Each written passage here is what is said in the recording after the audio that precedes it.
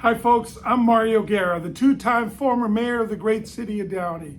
And you're listening to Talking Downey with Mayor Mario. Lots of things have been going on this past week in our city. Some tragic, some things that also needed to be reported.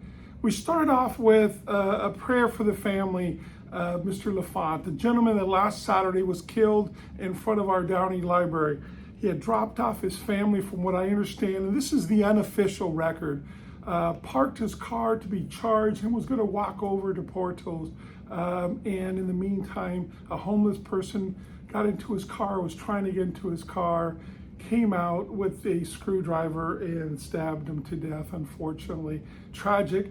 Then when the ambulance came, another person that had mental issues got in and actually literally stole the ambulance. So what a terrible way to start. Last night in front of the Civic Center, the family hosted a vigil, and we're so glad. We're still praying for that family. Safety is at the utmost of who we are.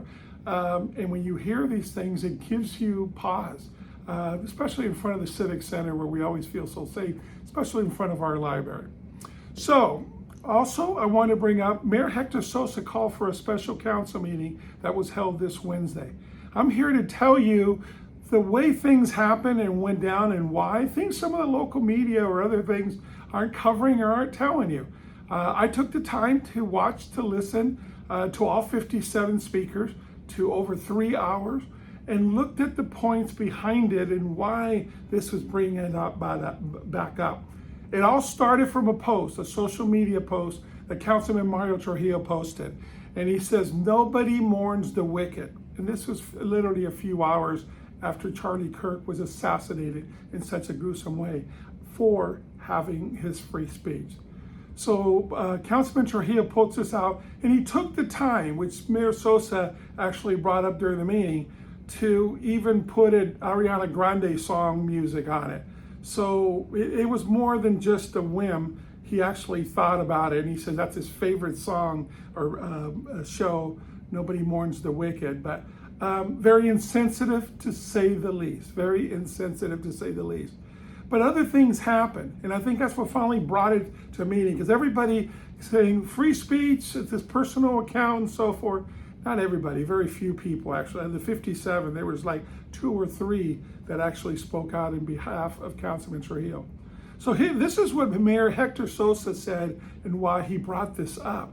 And mostly the vote was because of the lack of decorum on their code of conduct that they started in 2021 about how they should act in public, how they should act as elected officials. And as elected officials, I'm a former elected official, retired politician, but I still have higher standards on there. I am held to a higher standard, and I should. But Councilman Trujillo doubled down. He didn't even apologize right away. He didn't even acknowledge his mistake.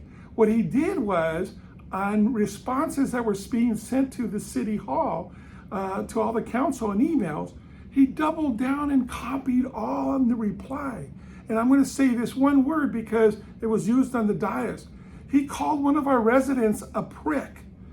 And I cringed when I heard that, because I can't believe that an elected official would call any resident that, whether you agreed with him or not. Then he doubled down on another one, and he used the F word. And again, on city account, replying all to all the other council people to see that. It's immature to say the least, irresponsible, all kinds of words. These are some of the words that I wrote down. I was sitting outside listening to it on my headset and watching it. These are some of the words that residents used about what happened.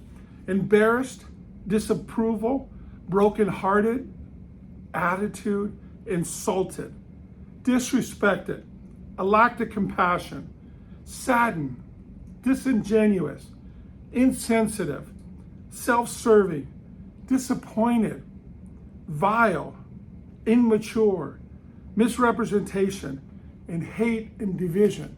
Those are some of the words that Downey residents used in describing Councilman Trujillo, or at least how they felt. First of all, by the way, it was a passionate meeting, but very good decorum. All 5 council people handled themselves well. As a matter of fact, Councilman Trujillo started with a long speech, but he was accusing the council as a Brown Act. He made a request for his own lawyer with the city paying for it. A lot of legalese, and it was kind of caught that way and viewed that way by the residents there, and I think by city staff. And I think those things were all denied. Later on, when it was his turn to speak, he was very contrite.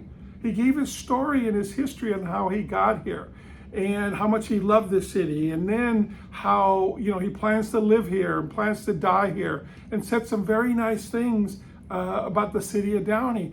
And you're feeling for him because it sounded passionate. But then he went on and accusing Councilwoman Frometta of a whole bunch of things, and then even about the mayor and so forth.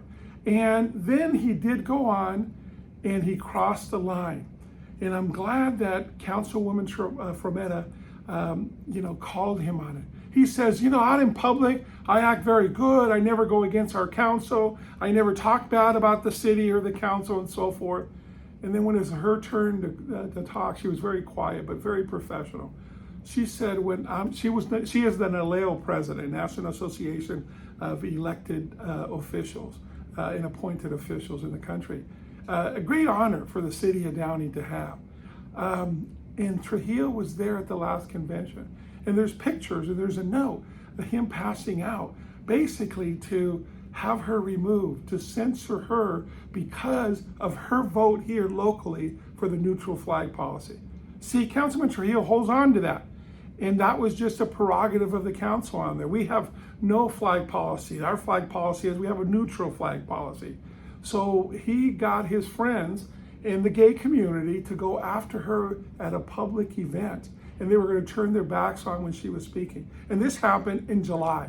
So that kind of became obvious that Councilman Trujillo misrepresented things.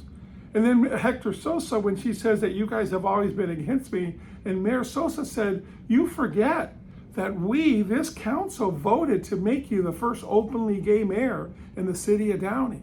So that also calmed things down and went through the actions. But Mayor Sosa was very clear. We're not doing this because of a post. We're doing this because you violated the code of ethics going through. And he specifically listed.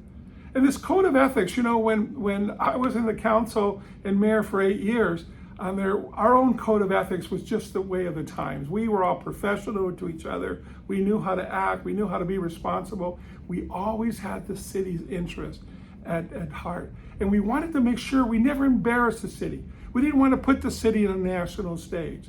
And we were not afraid to have discussions on there with each other without making a scene or a mess or without misrepresenting what the city is all about.